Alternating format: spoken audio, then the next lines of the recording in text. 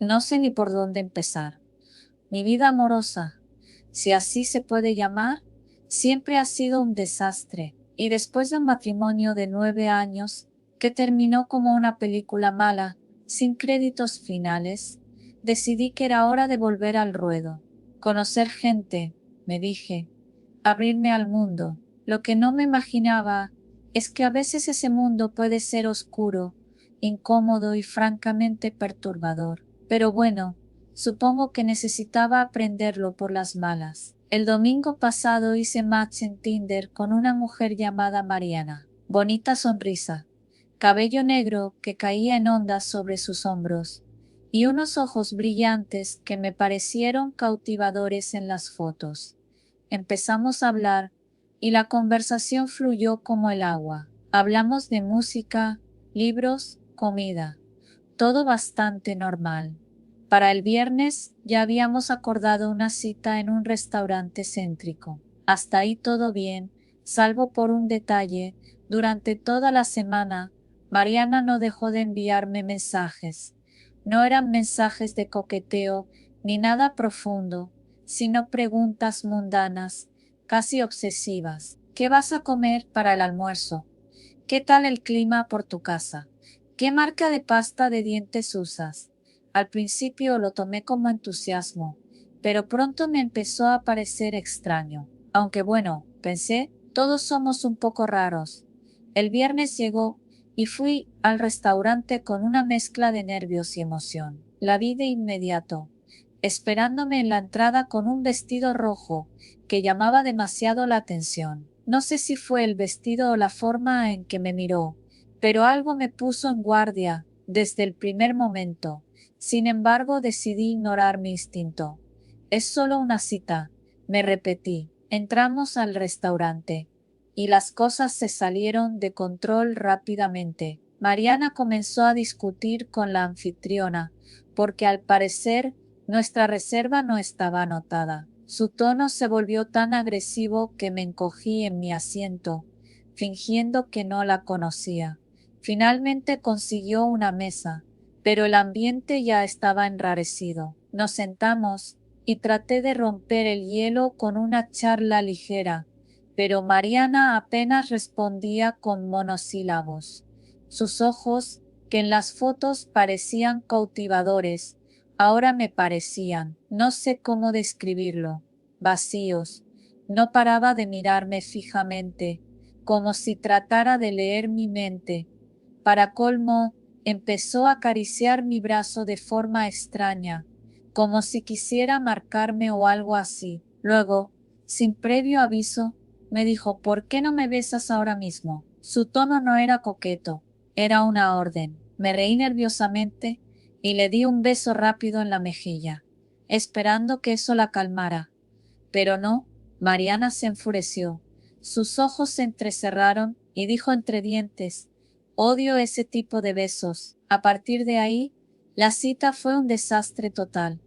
Mariana seguía intentando tomar mi mano, y yo seguía apartándome de forma disimulada, pero la incomodidad crecía con cada minuto que pasaba. Decidí que era mejor comer lo más rápido posible y terminar con la tortura. Ella, por su parte, devoró su comida como si no hubiera comido en días, mirándome entre bocado y bocado con una intensidad que me helaba la sangre. Cuando terminamos, me dijo casualmente que había tomado un Uber y que necesitaba que la llevara a casa. No sé por qué accedí, quizá porque quería terminar la noche sin más drama. En el coche el silencio era sepulcral. Mariana no dijo nada, pero cada tanto sentía su mirada fija en mí, como si estuviera estudiándome. Era tan incómodo que encendí la radio para romper el silencio. Grande fue mi sorpresa cuando Mariana, con voz fría, me pidió que la apagara. La música distrae, dijo. Llegamos a su casa sin incidentes, pero justo cuando estaba a punto de despedirme, me lanzó una pregunta que me heló. ¿Te asusta que tome medicamentos? Su tono era calmado, pero la pregunta, en ese contexto, me pareció escalofriante. Me esforcé por mantener la compostura y le respondí, no, Claro que no, Mariana sonrió, pero no era una sonrisa amable, era más bien una mueca, como si supiera algo que yo no sabía. Finalmente se bajó del coche y se metió en su casa sin decir una palabra más. Me quedé sentado ahí unos segundos, tratando de procesar lo que acababa de pasar. Me sentí aliviado de que la noche hubiera terminado, pero también inquieto como si algo en mí supiera que esto no había acabado del todo. Y tenía razón. Al día siguiente desperté con una sensación de incomodidad. Revisé mi teléfono y para mi sorpresa no había ningún mensaje de Mariana. Nada. Sentí un alivio momentáneo, pero algo me seguía inquietando. Fue entonces cuando noté algo extraño en mi coche. El asiento del copiloto, donde Mariana había estado sentada, tenía marcas, como si alguien hubiera raspado la tela con las uñas. Esa misma noche, cuando estaba a punto de quedarme dormido, escuché un ruido en mi ventana. Me levanté, tratando de no pensar en Mariana, y corrí las cortinas. No había nadie ahí, pero el vidrio estaba empañado y alguien había escrito algo en él con un dedo. Me debes un beso. No dormí esa noche.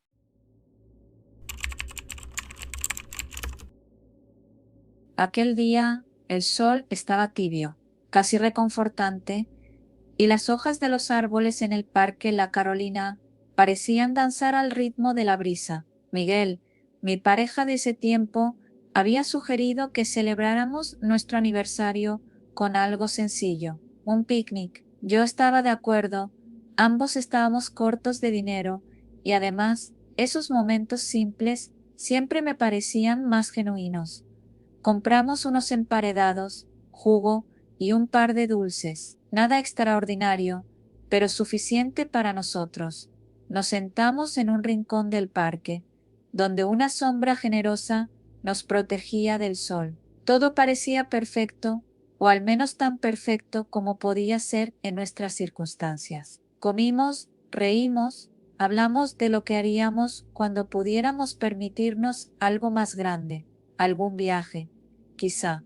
Fue entonces cuando los vi. Dos hombres se acercaban, caminando con esa especie de calma inquietante que a veces tienen las personas que sabes que traen problemas. Uno de ellos cargaba una pequeña maleta de cuero, vieja y gastada, y el otro llevaba unas pulseras en la mano. Desde lejos pude ver que las pulseras estaban sucias, casi como si las hubieran sacado de un basurero. Buenas, ¿quieren una pulsera?, dijo uno de ellos con una sonrisa que no llegaba a los ojos. No, gracias, respondí, intentando mantener el tono amable, pero firme. Vamos, no cuesta nada apoyar, insistió el otro, acercándose más de lo que era cómodo. Miguel me lanzó una mirada, como preguntando qué hacer.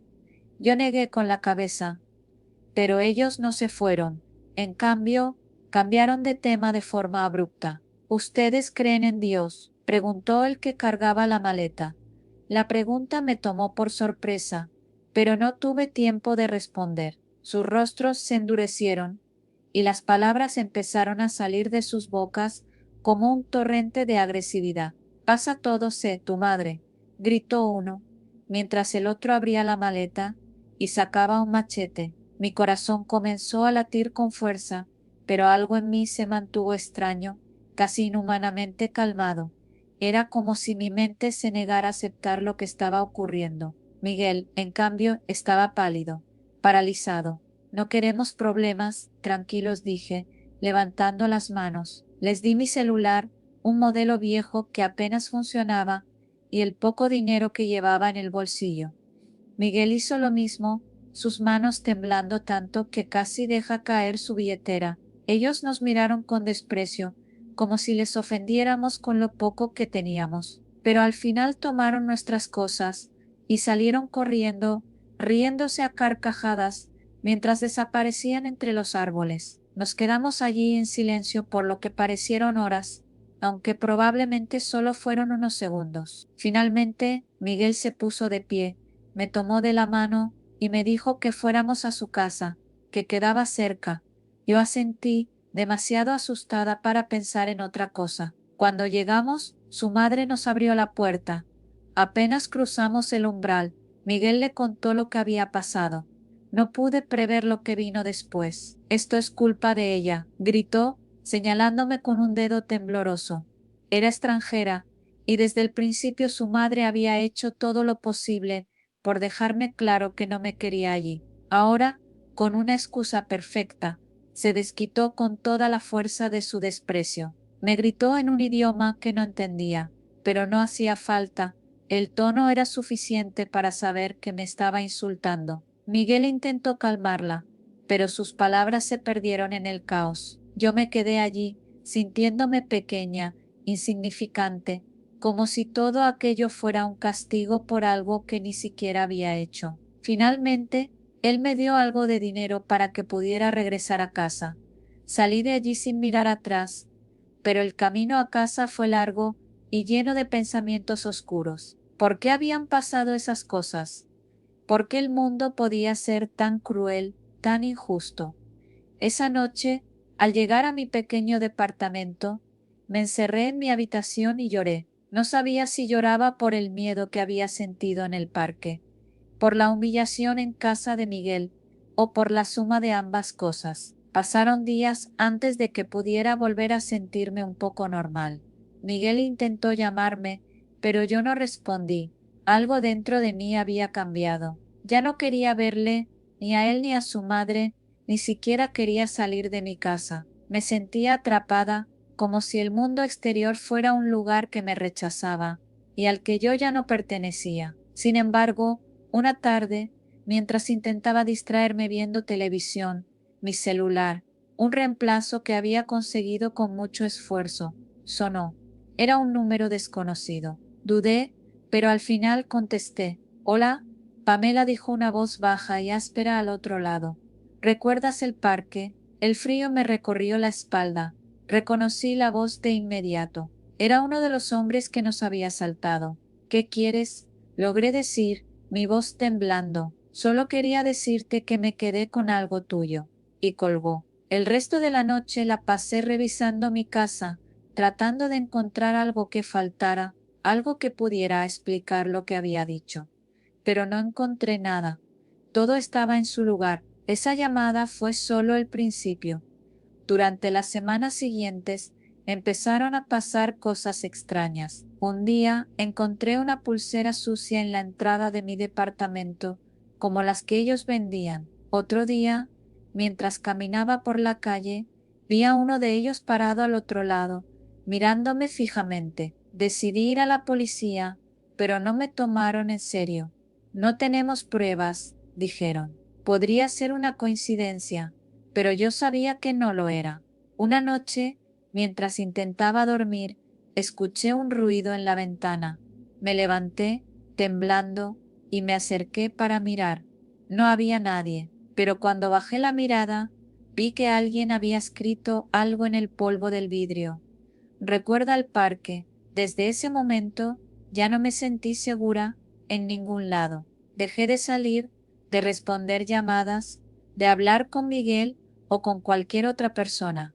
Mi mundo se redujo a las paredes de mi departamento, pero incluso allí sentía que no estaba sola. No sé cuánto tiempo más podré vivir así, pero si algo sé con certeza es que ese día en el parque, la Carolina fue el comienzo de algo que aún no entiendo, algo que no termina de perseguirme.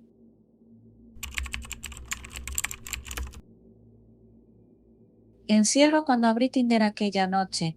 No estaba buscando el amor de mi vida, ni mucho menos, era más un pasatiempo, un escape de la rutina diaria. Entre deslizamientos y perfiles genéricos, apareció Ladies. Su foto de perfil era distinta, no era un filtro exagerado, ni una pose común. Ella estaba de pie frente a un lago, vestida de blanco, con un aire tranquilo, pero enigmático.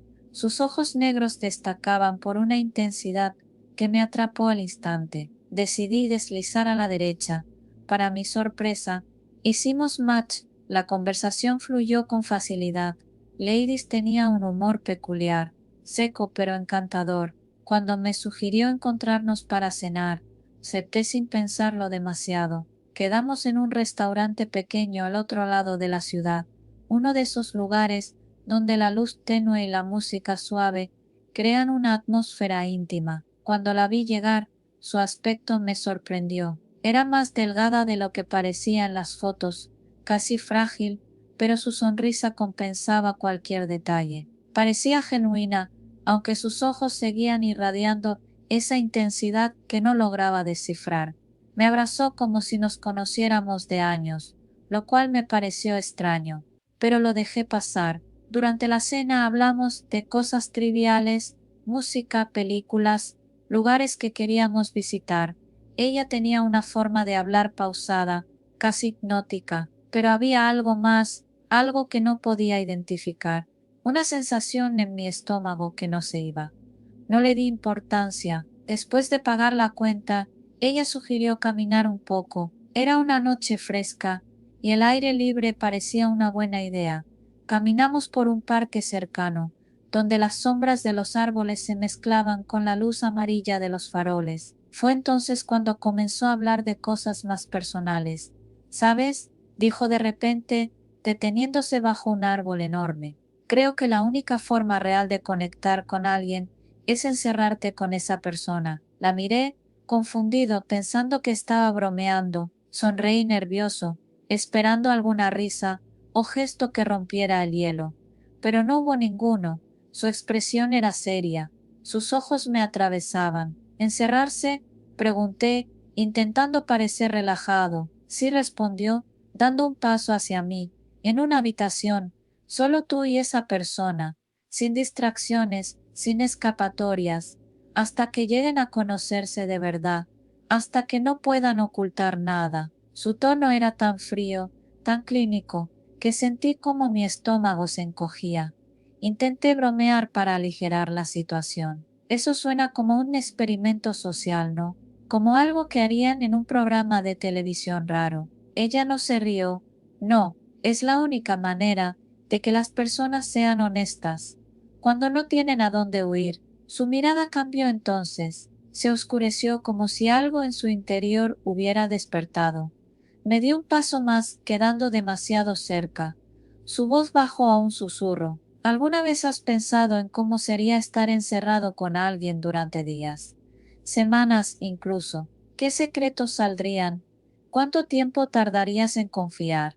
En ese momento lo supe, algo no estaba bien. Intenté retroceder, buscando algún pretexto para terminar la noche, pero ella seguía hablándome, como si no notara mi incomodidad. Víctor, es como la prueba definitiva. No puedes huir de ti mismo, ni de la otra persona. ¿No sería liberador? Sus palabras me erizaron la piel. Miré alrededor, buscando a alguien más en el parque, pero parecía desierto. Solo el crujido de las hojas bajo nuestros pies rompía el silencio. Ladies, creo que ya es tarde. Deberíamos. No tienes que fingir, Víctor. No conmigo, me interrumpió, agarrándome del brazo con una fuerza que no esperaba de alguien tan delgada. Su rostro estaba tan cerca del mío que pude sentir el frío de su respiración. ¿No quieres intentarlo? Fue entonces cuando me invadió el miedo. Algo en sus ojos me decía que esto no era solo una idea extraña, era una obsesión, y yo era su objetivo. Logré zafarme de su agarre con un tirón y di un paso atrás, intentando mantener la calma. De verdad, ladies, tengo que irme. Fue una noche genial, pero ni siquiera terminé la frase. Salí corriendo. Mi instinto me decía que no mirara atrás, pero no pude evitarlo. La vi parada bajo la luz de un farol inmóvil. Su rostro seguía serio, pero sus ojos brillaban con una mezcla de furia y algo más, algo que no quería entender. Corrí hasta que llegué a una calle principal, donde había más gente. Solo entonces me detuve, jadeando, mi corazón seguía latiendo con fuerza, y mi mente intentaba procesar lo que acababa de ocurrir. ¿Quién era realmente Ladies? Regresé a casa en taxi, mirando constantemente por la ventana para asegurarme de que no me seguían. Cuando llegué cerré todas las puertas y ventanas, como si eso pudiera protegerme de la sensación de peligro que todavía sentía. Intenté dormir, pero cada vez que cerraba los ojos, veía su rostro. Sus palabras seguían resonando en mi cabeza. Es la única manera de conocer a alguien. Al día siguiente, decidí eliminar mi cuenta de Tinder.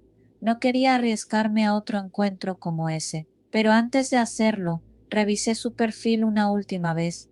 Ya no estaba. Desapareció como si nunca hubiera existido. Durante semanas, tuve la sensación de que alguien me observaba. Cada vez que caminaba por la calle o tomaba un café en una terraza, miraba alrededor buscando esos ojos oscuros. Pero nunca la vi de nuevo, al menos no físicamente. En mi mente, su rostro seguía apareciendo, especialmente en la oscuridad. Cuando estaba solo, a veces, en noches tranquilas, me despierto con la sensación de que hay alguien más en mi habitación. Escucho pasos suaves, como si alguien estuviera deslizándose por el suelo. Y a veces creo escuchar su voz susurrando en la oscuridad. No puedes huir de ti mismo, Víctor. No para siempre.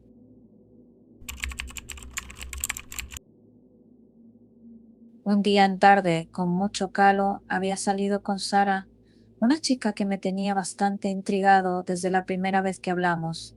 Era la segunda vez que salíamos, y aunque en esos días las redes sociales no eran lo que son ahora, había algo refrescante en conocer a alguien de forma tan espontánea, sin tanto preámbulo virtual. Todo parecía marchar bien, demasiado bien incluso. Nos encontramos en un café pequeño y tranquilo. Entre risas y charlas, empezamos a planear lo que haríamos después. Un cine cerca tenía una película que ambos queríamos ver, así que compré las entradas y nos dispusimos a caminar hasta allá. Sara se veía relajada, confiada, casi como si todo estuviera bajo control. Yo no tenía ninguna razón para sospechar que algo raro ocurría. Fue en ese trayecto al cine cuando todo cambió. Justo al doblar la esquina, una mujer de unos 50 años, cabello perfectamente recogido y ojos de halcón, apareció frente a nosotros, como si el universo mismo la hubiera colocado ahí. Sara, exclamó la mujer, con una mezcla de sorpresa y curiosidad. Antes de que pudiera procesar lo que estaba ocurriendo, Sara sonrió nerviosa y me tomó del brazo, presentándome con una naturalidad escalofriante. Ah, mamá, él es Gilbert, mi primo, mi primo, mi primo. No pude evitar parpadear lentamente, como si mi cerebro necesitara unos segundos adicionales para procesar esa palabra. Mientras tanto, la señora me examinaba de arriba abajo con una mirada que podría haber derretido acero. No sabía si estaba tratando de identificar algún supuesto parecido familiar o si simplemente sospechaba algo, pero el ambiente se volvió insoportablemente denso en un parpadeo. Mucho gusto, dije, extendiendo una mano que la señora ignoró por completo. Ella y Sara intercambiaron unas palabras rápidas, algo acerca de no llegar tarde y mandar saludos a alguien, aunque mi mente estaba demasiado ocupada tratando de entender por qué diablos Sara me había presentado como un pariente. Cuando finalmente la señora se marchó, el silencio entre nosotros se hizo casi palpable. Me detuve y la miré fijamente esperando alguna explicación, cualquier cosa que pudiera aclarar lo que acababa de pasar. Pero Sara solo soltó una risa nerviosa y murmuró algo como, es complicado. No te preocupes, no me preocupe. Claro que me preocupaba. ¿Quién era esa mujer? ¿Por qué Sara la llamó mamá? Y más importante, ¿por qué había decidido que yo era su primo? Quise decir algo, confrontarla, pero antes de que pudiera formular una pregunta, me tomó del brazo y me apuró hacia el cine. Llegamos justo cuando empezaban a formarse las primeras filas para las funciones. Mientras me daba vueltas en la cabeza lo que acababa de suceder, noté que Sara estaba demasiado relajada, como si todo fuera normal. Intenté calmarme. Había gastado dinero en las entradas, y aunque la situación era absurda, parte de mí todavía quería ver la película. Tal vez pensé, podría aclarar las cosas después, Entramos en la sala y nos sentamos. Sara parecía haber recuperado su compostura por completo, incluso me sonrió como si nada extraño hubiera ocurrido. Pero yo no podía dejar de mirar hacia la pantalla sin realmente ver lo que estaba pasando. Mi mente seguía atrapada en ese momento incómodo con la señora. A mitad de la película, Sara sacó su teléfono. Era algo discreta, pero la luz de la pantalla en la oscuridad no pasaba desapercibida. Alcancé a ver que escribía un mensaje rápidamente. Luego, sin decir una palabra, se levantó y salió de la sala. Al principio pensé que iba al baño o algo parecido, pero los minutos pasaron y no regresaba. La película seguía, pero yo no podía concentrarme. Finalmente, decidí ir a buscarla. Salí al pasillo y miré a mi alrededor, pero no había rastro de ella. Revisé cerca de los baños, incluso me asomé a la entrada del cine, pero Sara simplemente no estaba. Era como si se hubiera desvanecido en el aire. Regresé a la sala con la esperanza de que quizá había vuelto a su asiento mientras yo la buscaba, pero estaba vacío. Ahí fue cuando me golpeó la realización de que había sido abandonado. Me quedé sentado un momento mirando la pantalla sin entender nada de lo que ocurría en la película. Luego algo en mi interior hizo clic. Me levanté, salí de nuevo al lobby y me acerqué al grupo de personas que estaban comprando boletos para las próximas funciones. Me sobra una entrada. ¿Alguien quiere? Dije con una mezcla de resignación y cinismo que parecía divertir a los demás. Un chico levantó la mano y me dio unas monedas por la entrada. No tenía ningún plan, pero tampoco quería regresar a mi asiento vacío. Salí del cine y caminé sin rumbo por la ciudad, dejando que el aire frío de la noche despejara mi mente. Más tarde esa noche, mientras estaba en casa, no pude evitar revisar mi teléfono, esperando algún mensaje de Sara, una disculpa, una explicación, algo, pero nunca llegó nada. Con los días, la frustración dio paso a la curiosidad. Empecé a repasar cada detalle de nuestra breve relación, tratando de encontrar pistas sobre quién era realmente Sara. Había mencionado poco sobre su vida personal, siempre hábil para desviar las conversaciones hacia temas más ligeros. Nunca había hablado de su familia, y ahora entendía por qué. Pasaron semanas, luego meses, nunca volví a saber de ella. Su número de teléfono dejó de funcionar, y aunque busqué en redes sociales, no encontré rastro alguno. Era como si Sara hubiera sido un fantasma que solo existió por un breve momento en mi vida. A veces por la noche me encontraba pensando en ella. ¿Quién era realmente? ¿Por qué me presentó como su primo? ¿Y qué historia ocultaba detrás de esa sonrisa aparentemente despreocupada? Con el tiempo, dejé de buscar respuestas, pero cada vez que pasaba por el cine o el parque donde nos habíamos encontrado por primera vez, no podía evitar sentir una extraña mezcla de nostalgia y desconcierto. Era como si una parte de mí supiera que nunca entendería del todo lo que pasó aquella tarde y que tal vez era mejor así.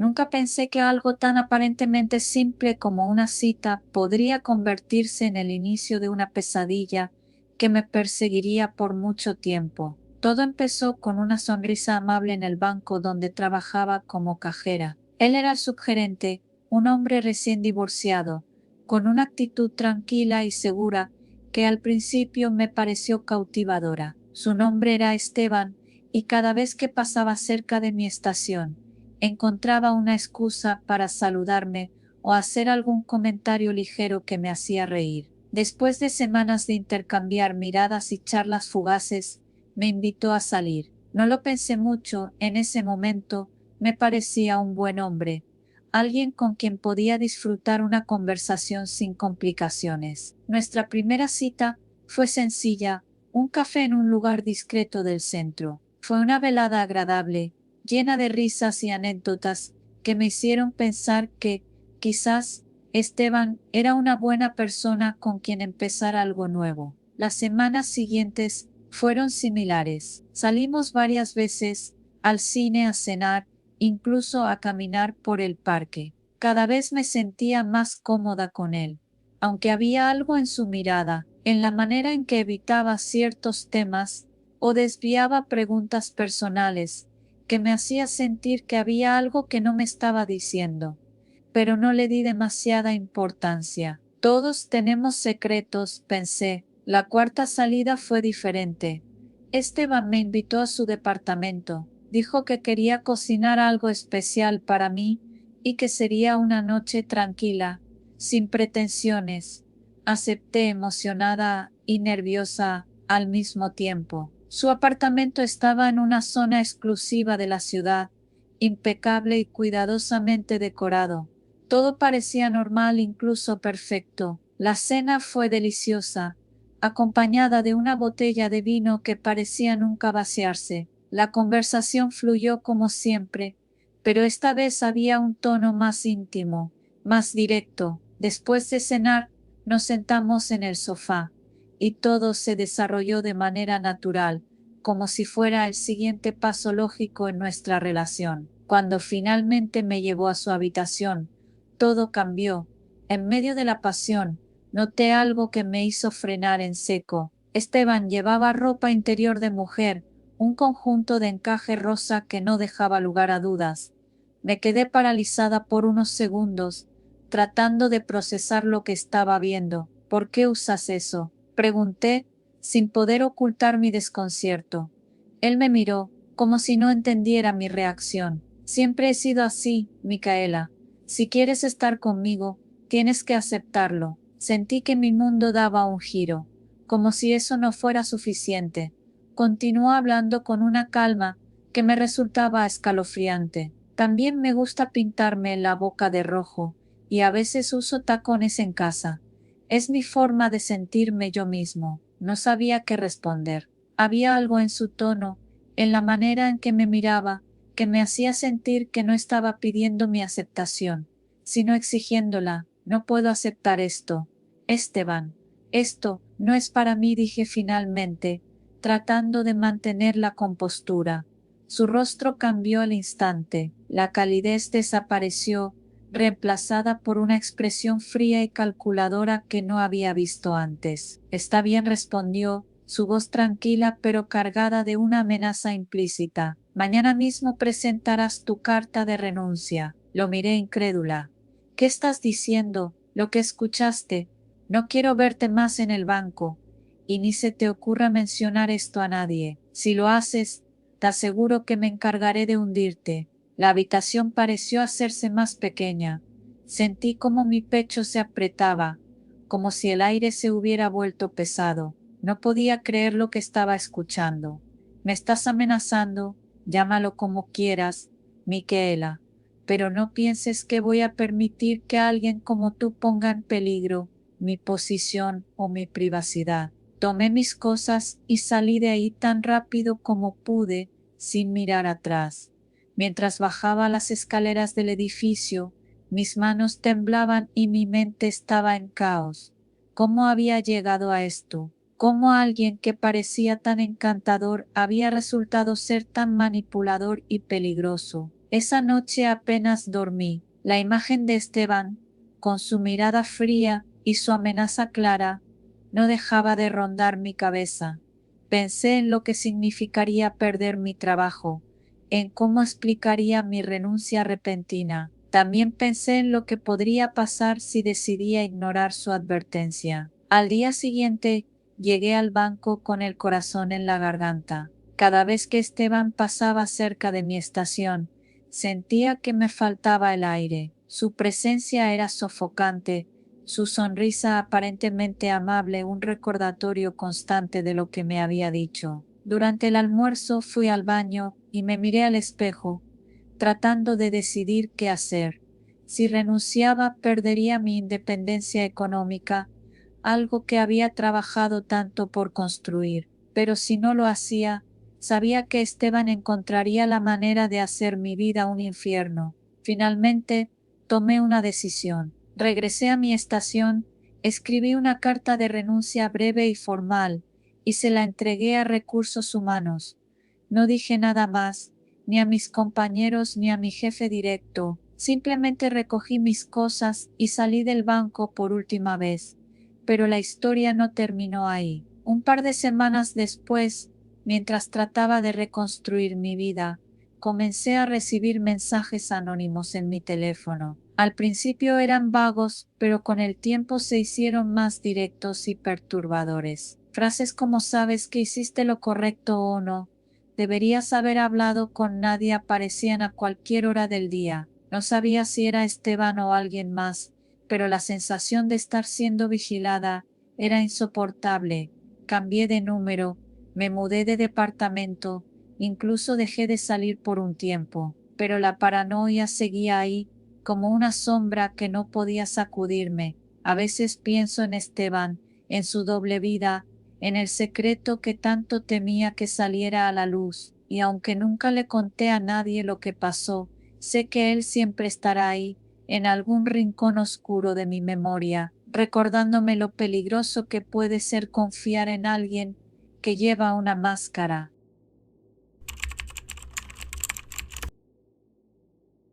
Me siento un poco extraña al confesar esto, pero quizás sea mejor ir directo al punto. Mi nombre es Selvia, y lo que me pasó ese día todavía me pone la piel de gallina. Había estado usando una de esas aplicaciones de citas, con la intención de conocer gente nueva. Había tenido un par de experiencias decepcionantes, pero cuando apareció el perfil de Leonardo, algo me llamó la atención. Era guapo, inteligente y tenía un sentido del humor peculiar. Intercambiamos mensajes durante días y finalmente decidimos conocernos en persona. Quedamos un sábado en un bar céntrico. Llegué temprano, lo suficiente como para darme tiempo de respirar hondo y calmar los nervios. Cuando llegó, su sonrisa me desarmó. Parecía amable, alguien que realmente sabía cómo mantener una conversación.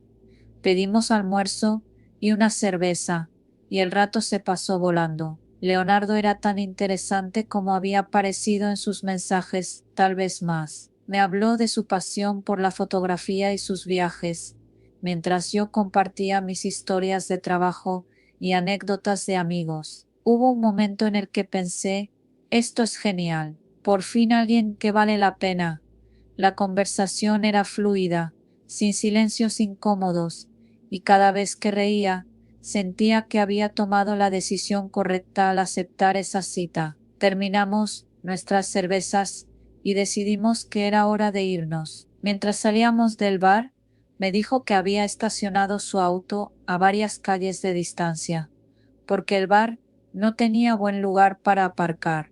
Por impulso, le ofrecí llevarlo en mi coche. No era gran cosa, serían solo unas cuantas cuadras. Subimos al auto y en ese instante todo cambió.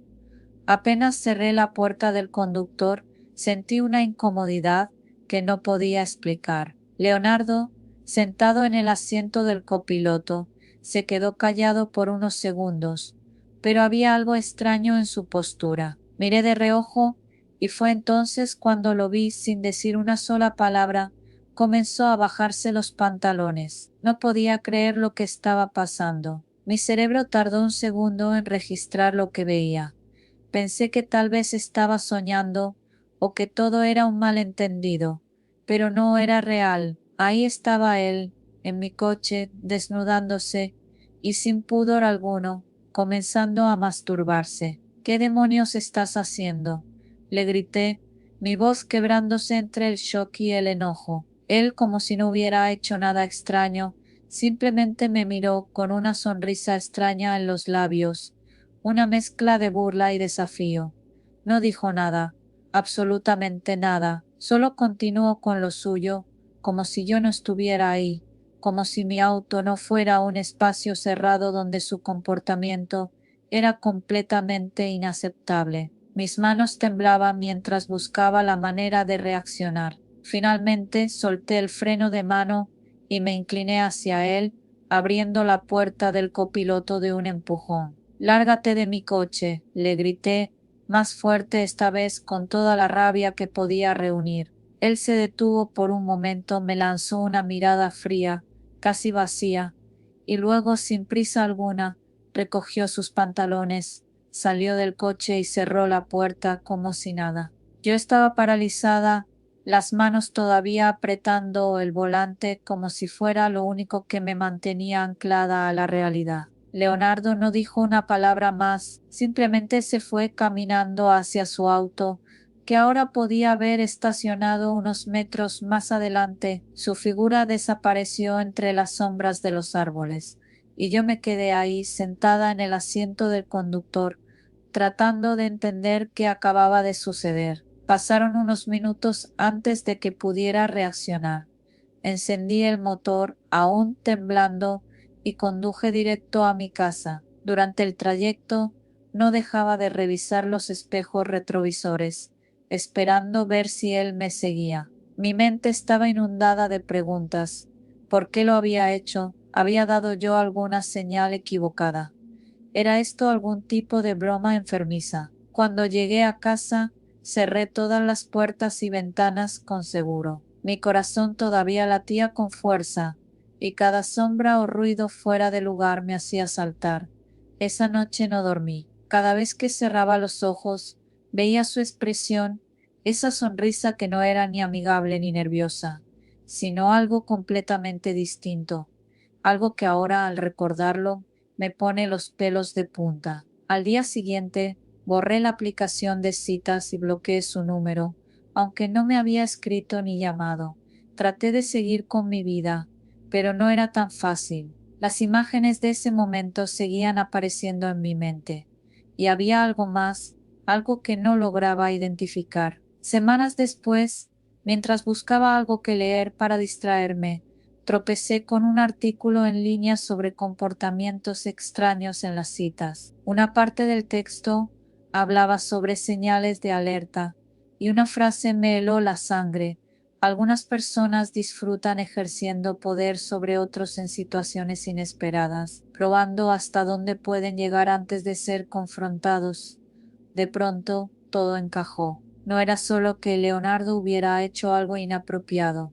Lo había hecho sabiendo perfectamente lo perturbador que sería. Había sido un acto deliberado, diseñado para incomodarme, para probar mis límites, para demostrar que podía hacer algo tan grotesco sin enfrentar consecuencias. Pensé en denunciarlo, pero ¿qué iba a decir? No tenía pruebas, y no estaba segura de que alguien me tomara en serio.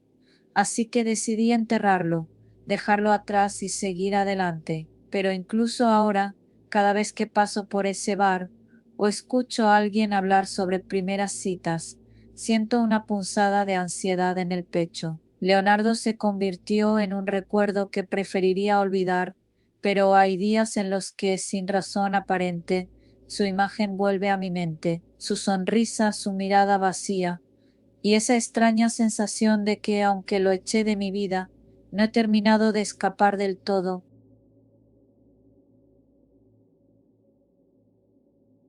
Nunca fui de los que se impresionan fácilmente, pero la primera vez que vi a Marta llegar con ese conejo azul, algo en mi interior me dijo que no debía haber aceptado esa cita. Habíamos hablado un par de semanas por mensajes.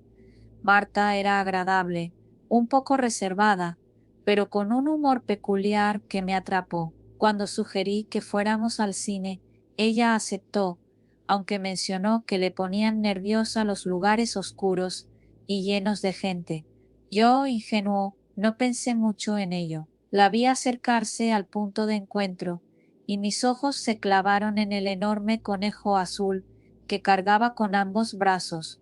No era un peluche normal, era del tamaño de un niño de 5 años, con orejas largas que arrastraban un poco al caminar y una textura desgastada, como si hubiese pasado por muchas manos. Marta lo abrazaba con fuerza, como si fuera un tesoro.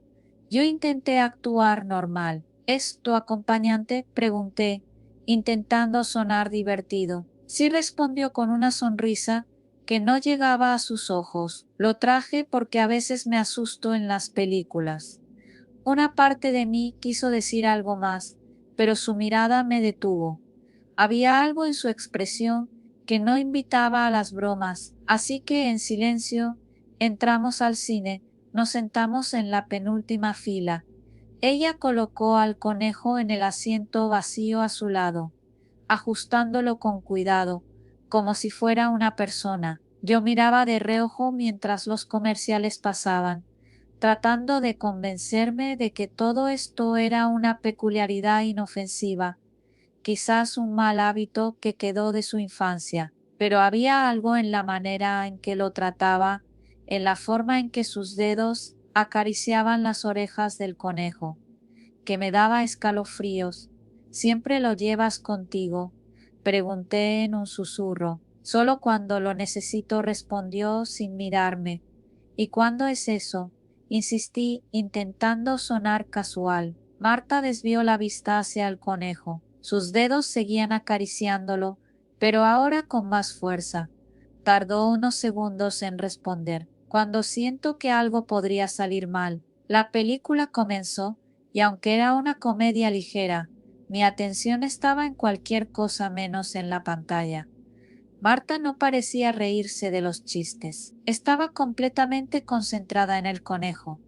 De vez en cuando le murmuraba algo que no alcanzaba a escuchar. Traté de enfocarme en la película, pero no podía. Mis ojos volvían una y otra vez al conejo, a sus orejas caídas y sus ojos de botones que, aunque inanimados, parecían mirar directamente hacia mí. En un momento sentí que algo rozaba mi pierna. Me tensé y miré hacia abajo, pero no había nada.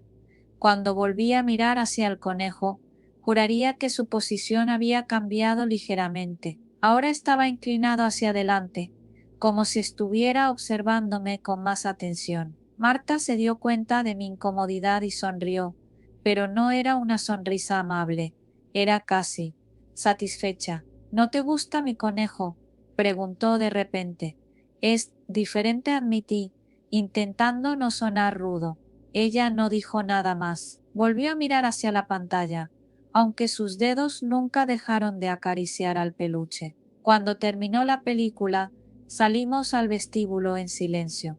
Yo no sabía qué decir. Marta seguía abrazando al conejo con una intensidad que me incomodaba.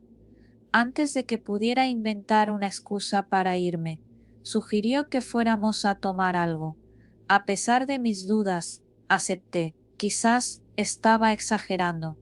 Quizás era solo un hábito extraño, que no significaba nada. Nos sentamos en una pequeña cafetería cerca del cine. Marta colocó al conejo en una silla junto a ella, ajustándolo una vez más con ese cuidado obsesivo. Pedimos café y por un momento la conversación fluyó con normalidad. Marta era inteligente, tenía opiniones interesantes, pero no podía dejar de mirar de reojo al conejo. Y entonces lo noté. Había una mancha en el peluche, una mancha oscura y seca, justo en la base de una de sus orejas. Parecía sangre, mi estómago se tensó. ¿Qué le pasó ahí?, pregunté señalando la mancha. Marta bajó la mirada hacia el conejo y luego me miró con una expresión que no pude descifrar. Es una larga historia, dijo, como si eso fuera suficiente. Una larga historia. No puede resumirla. Intenté bromear, aunque mi voz sonó tensa. Marta inclinó la cabeza y me observó fijamente. No creo que quieras saberla, Eduardo. Un escalofrío recorrió mi espalda. Su tono era frío, como si estuviera advirtiéndome. Decidí no insistir, pero la incomodidad seguía creciendo. La cafetería estaba llena de ruido, pero todo parecía desvanecerse a mi alrededor. Solo podía oír el latido de mi corazón y sentir esa mirada, no de Marta, sino del conejo. El resto de la cita fue un borrón. Marta seguía hablando, pero yo no podía concentrarme en nada de lo que decía. Finalmente inventé una excusa para irme. Marta no pareció sorprendida. Se despidió con un abrazo y mientras me alejaba, escuché que le murmuraba algo al conejo. Esa noche no pude dormir. Cerraba los ojos y lo único que veía era la figura del conejo azul, sentado en esa silla, observándome. En algún momento revisé mis mensajes con Marta, tratando de entender por qué me había interesado en ella. En primer lugar, había algo inquietante en todo esto, algo que no podía explicar. ¿Qué era esa mancha? ¿Por qué sentía que el conejo estaba vivo? Al día siguiente, decidí no volver a verla.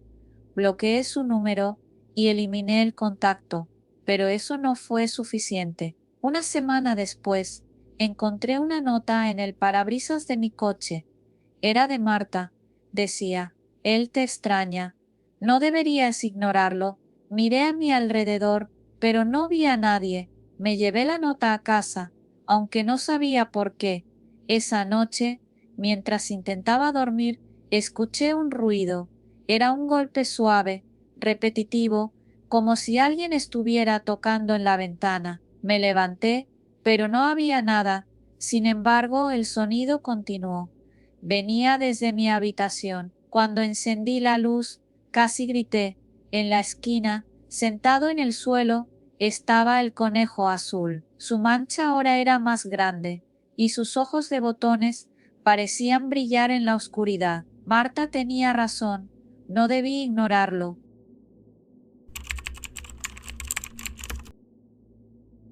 Cuando Marisa me propuso salir por primera vez, no supe qué pensar. Habíamos coincidido en un par de clases ese semestre, y aunque no era particularmente extrovertida, siempre parecía tener algo interesante que decir. Había algo en su mirada que te invitaba a descifrarla, como si estuviera escondiendo un secreto detrás de cada sonrisa. Así que cuando me pidió que fuéramos a dar una vuelta después de clase, acepté sin dudar. No esperaba que nuestra primera salida sería al cementerio. Lo mencionó como si fuera lo más normal del mundo. Quería llevar un mantel, algo de comida y pasar el rato en la tumba de su exnovio. Sí, su exnovio, que había muerto en un accidente de auto hacía 2 años. Traté de ocultar mi sorpresa y responder con calma. Podemos ir a visitar su tumba, claro. Pero, un picnic, no sé si es apropiado. Ella me miró fijamente durante unos segundos, con esa expresión que siempre parecía mezclar tristeza y curiosidad. Luego se encogió de hombros. No es para todos, supongo, dijo con una sonrisa, pero para mí es una manera de recordarlo. No tiene nada de raro. Claro que tiene algo de raro. Pensé, pero no lo dije. No quería que nuestra primera cita terminara antes de empezar, así que acepté. Nos encontramos un sábado por la tarde. Ella llevaba una mochila grande en la que asomaba la esquina de un mantel a cuadros. Yo no sabía si debía llevar algo, así que opté por un ramo de flores. En el camino hacia el cementerio, traté de sacar el tema con delicadeza. ¿Ibas mucho a su tumba?, pregunté. Cada mes al principio, respondió, sin apartar la vista del camino. Ahora es más esporádico, pero creo que hoy es especial. ¿Por qué? Porque tú vas a estar allí. No supe cómo interpretar eso, así que solo asentí. El cementerio quedaba a las afueras de la ciudad, rodeado de árboles y un silencio que parecía absorber el ruido del mundo. Era un lugar viejo, con tumbas cubiertas de musgo y lápidas torcidas. Caminamos en silencio hasta que llegamos a una esquina donde se encontraba la tumba de su ex. La lápida tenía una inscripción sencilla: Luis R. 18, 1968, 2021. Descansa en paz. Maritza se arrodilló y acarició el nombre grabado en la piedra como si fuera la cara de alguien querido. Hola, Luis murmuró, más para ella misma que para mí. Yo me quedé un par de pasos atrás, sintiéndome como un intruso. Ella extendió el mantel justo frente a la tumba, sacó un par de sándwiches, una botella de vino y un par de copas. Yo observaba todo en silencio, preguntándome si realmente iba a pasar el resto de la tarde así. Ven, siéntate, dijo, palmeando un espacio junto a ella. Me senté con torpeza, sintiéndome fuera de lugar.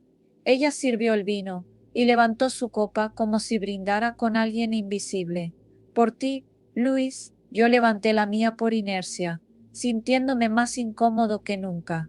A medida que avanzaba la tarde, Maritza comenzó a contarme historias sobre él. Cómo se conocieron, lo feliz que la hacía, cómo murió en ese accidente, cuando iba de camino a recogerla, para una cita. Era una historia triste, pero había algo en la forma en que hablaba de él que me ponía nervioso. No era solo nostalgia o dolor, era una especie de obsesión, como si todavía estuviera presente en su vida. En un momento le pregunté, ¿cómo es que decidiste hacer picnics aquí? Ella sonrió y jugueteó con los bordes del mantel. A Luis le encantaban los picnics.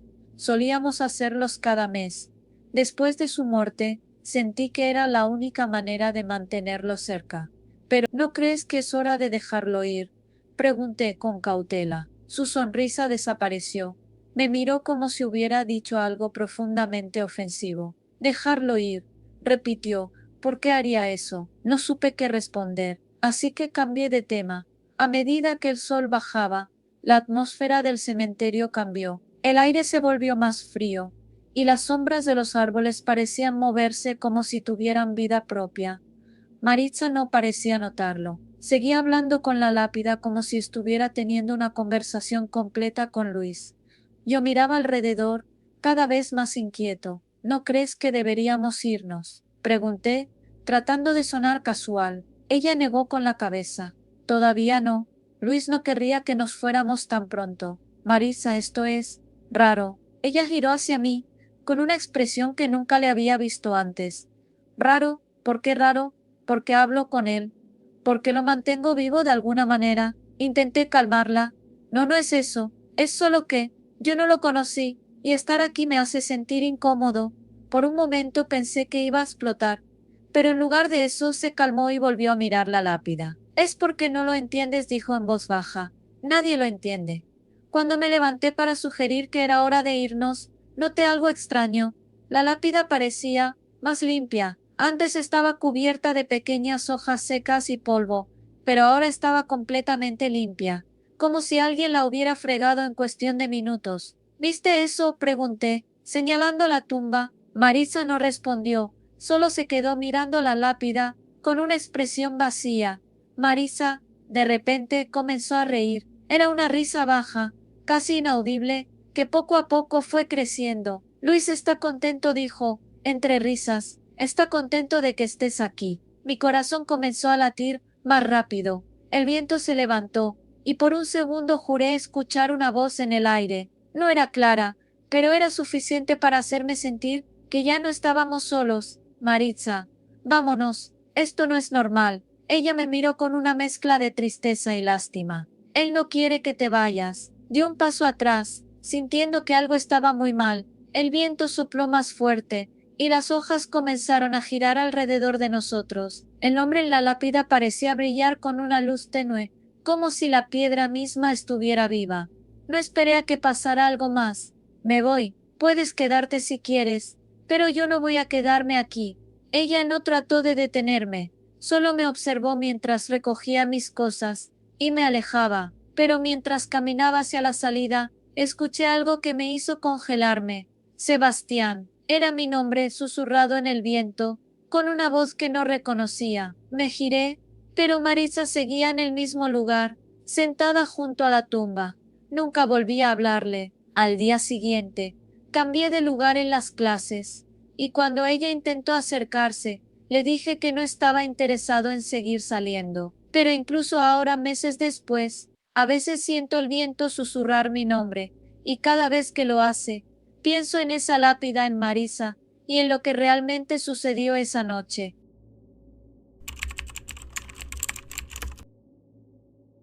Había conocido a Reina a través de una aplicación de citas.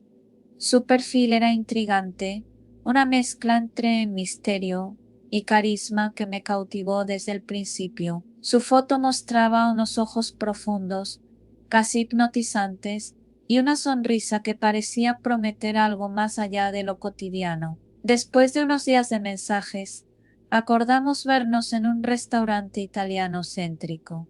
Nunca sospeché que aquella decisión cambiaría mi vida para siempre. Llegué al restaurante con unos minutos de antelación. Reina ya estaba allí, sentada junto a una ventana, con una copa de vino en la mano. Llevaba un vestido rojo que resaltaba aún más el brillo en sus ojos. Me sonrió cuando me acerqué y por un momento me sentí afortunado de estar con alguien tan magnética. Nos presentamos con un apretón de manos y empezamos a hablar como si nos conociéramos de toda la vida. La conversación fluyó fácilmente. Reina tenía una forma única de ver el mundo, como si su mente estuviera siempre buscando algo más profundo, más allá de lo evidente. Me contó sobre su pasión por la pintura y cómo le fascinaban los retratos, porque sentía que podía capturar el alma de las personas. Yo, por mi parte, hablé de mi trabajo en diseño gráfico, intentando impresionarla con anécdotas que en retrospectiva parecían triviales. Sin embargo, había algo en su mirada que me ponía un poco nervioso. A veces, mientras hablaba, sus ojos parecían perderse en algún punto distante, como si escuchara algo que yo no podía percibir. Pero me dije a mí mismo que era parte de su encanto, de su complejidad. Todo iba bien hasta que llegó el plato principal. Estábamos disfrutando de una lasaña que, según ella, era mejor de la ciudad.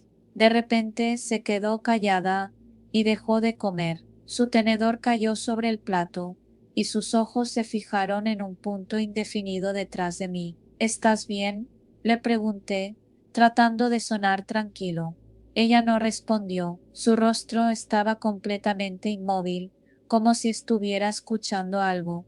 El silencio se volvió incómodo y sentí que todos en el restaurante podían notar que algo no estaba bien. Reina, insistí, esta vez un poco más preocupado. Finalmente giró la cabeza hacia mí, pero su expresión había cambiado. Ya no era la mujer encantadora que me había cautivado al principio de la noche. Sus ojos estaban entrecerrados, como si intentara descifrar algo en mi rostro. ¿Sabes lo que dicen de ti?, susurró. ¿Quién?, pregunté, confundido.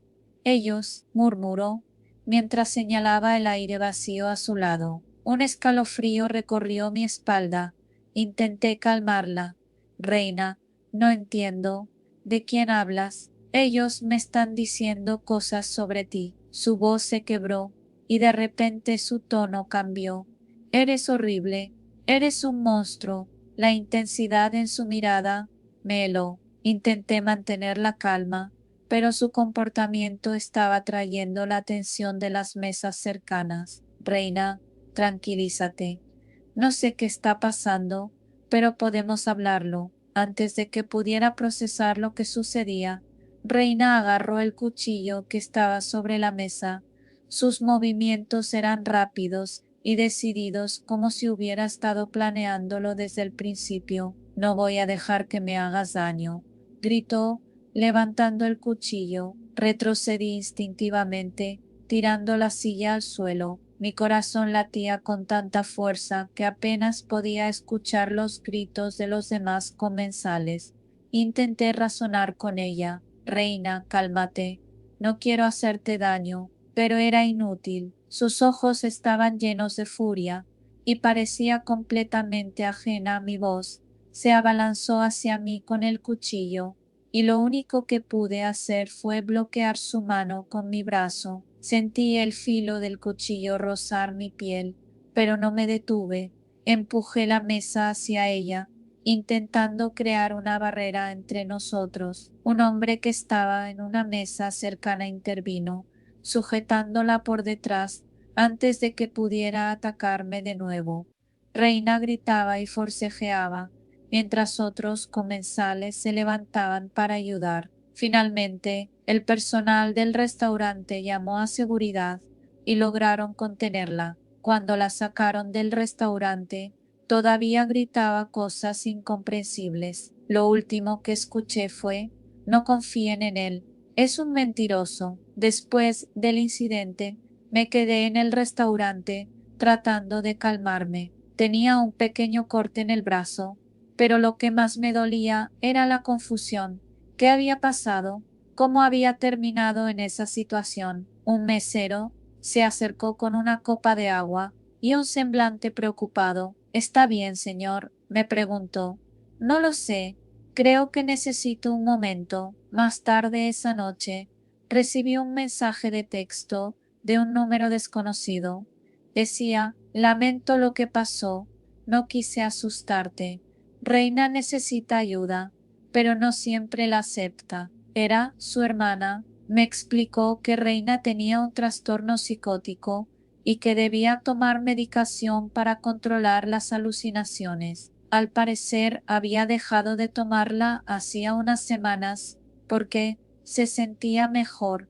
Nunca me lo mencionó en nuestras conversaciones. La hermana me pidió disculpas en su nombre, pero yo no sabía cómo responder. Por un lado, entendía que Reina estaba enferma y que su comportamiento no era completamente su culpa. Por otro, no podía borrar de mi mente la imagen de ella con el cuchillo, los gritos, la furia en sus ojos. Después de esa noche, intenté seguir con mi vida, pero algo había cambiado. Cada vez que salía con alguien nuevo, me sentía nervioso, casi paranoico. Empecé a evitar los cuchillos en las mesas, optando por usar solo tenedores o cucharas, pero lo peor eran las noches. A veces soñaba con Reina, con su mirada acusadora y su voz diciendo que era un monstruo. Otras veces despertaba en mitad de la noche, convencido de que alguien estaba susurrando en mi oído. Un día, mientras caminaba por el centro de la ciudad, creí verla a lo lejos. Estaba de pie en una esquina, mirándome fijamente. Cuando parpadeé, ya no estaba allí. No sé si fue real o si mi mente estaba jugando conmigo. Lo único que sé es que desde esa noche mi vida nunca volvió a ser la misma. Reina me dejó algo más que un corte en el brazo. Me dejó una cicatriz invisible, una que llevo conmigo cada vez que intento confiar en alguien nuevo. Y aunque trato de convencerme de que fue solo un mal encuentro, no puedo evitar preguntarme, ¿y si tenía razón? ¿Y si realmente hay algo horrible en mí que aún no he descubierto?